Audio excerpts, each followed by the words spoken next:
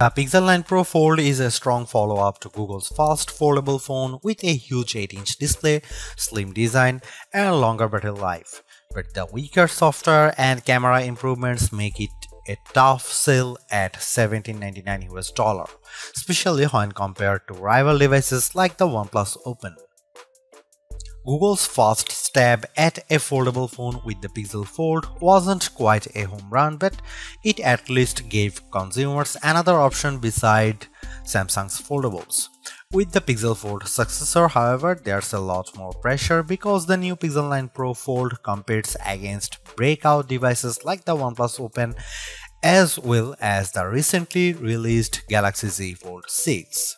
Using this opportunity to improve upon the shortcomings of last year's Pixel Fold, Google has given its newest notebook-style foldable phone an extreme makeover as well as a name change to better align with the other Pixel 9 phones in its lineup. You get the largest display yet in a foldable at 8 inches, a brighter screen, and numerous camera upgrades. Google's also banking on new AI features to hopefully propel the Pixel 9 Pro Fold over its foldable rivals. In my Pixel 9 Pro Fold review, I will tell you if all the new changes are enough to give this device that prestigious title of Best Foldable Phone. Now that the novelty of foldables has dissipated, it's going to take the Pixel 9 Pro Fold a whole lot more than just flexing to convince people it's worth the money.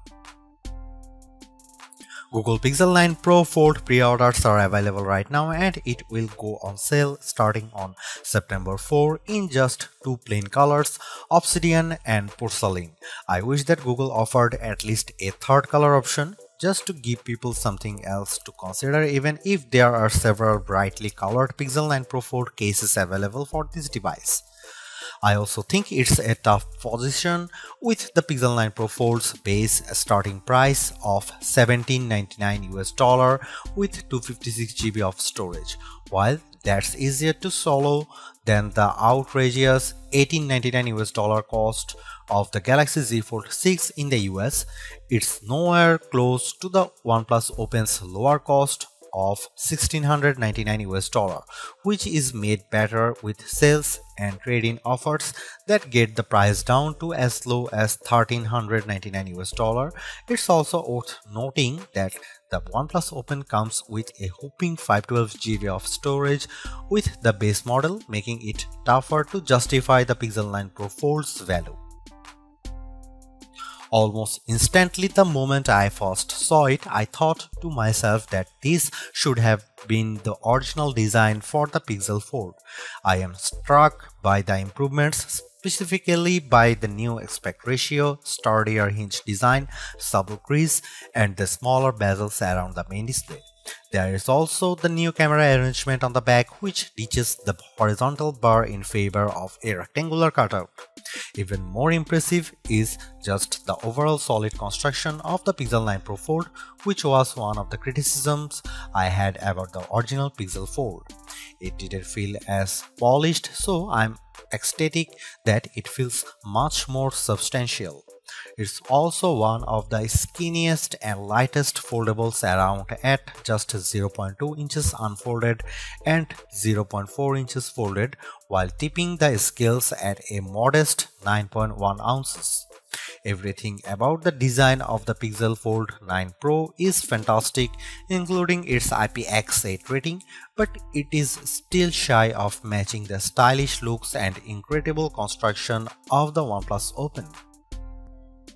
Just when I thought we couldn't get any bigger screens in foldables, the Pixel 9 Pro Fold does exactly that by exceeding the screens found in rivals like the Z Fold 6 and OnePlus Open with the 8-inch 2076 by 2152 Super AQUA display that serves as its main panel.